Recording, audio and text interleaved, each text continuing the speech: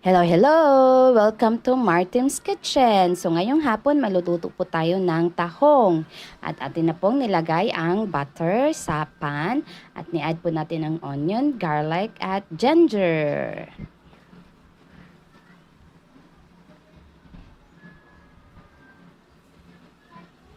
At pagkatapos niyan ay atin pong ilalagay ang 1 kilo ng tahong.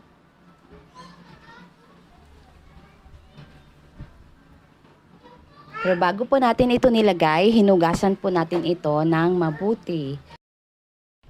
At ngayon po ay naglagay tayo ng black pepper at asin. 1 teaspoon ng asin. At konting asukal, 1 teaspoon ng asukal naman. At ating ipaghalo-halo at hayaan po natin itong kumulo. At lagyan natin ng 200 ml na coconut milk. Gumamit lang po ako ng sachet na coconut milk. Hindi ako nakabili ng fresh coconut milk talaga. Pero para na din naman siyang fresh.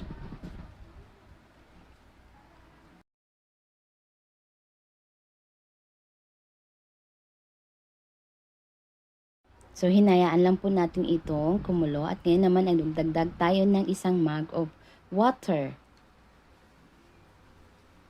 Ayan. At pakuluin ulit.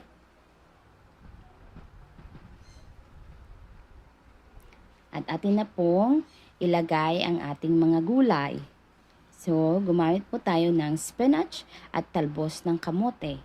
Pwede din po kayong magdagdag ng ibang klaseng gulay tulad ng sitaw, pechay, or talong, ganon. So, depende po sa inyo. Pero sa akin po, naglagay lang po ako ng spinach at talbos ng kamote dahil yun ang po ang available sa aming kusina.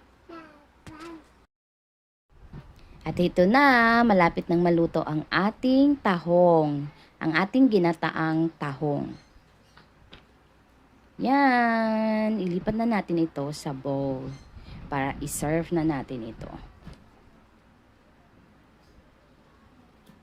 Ito na, it looks yummy. Mainit pa.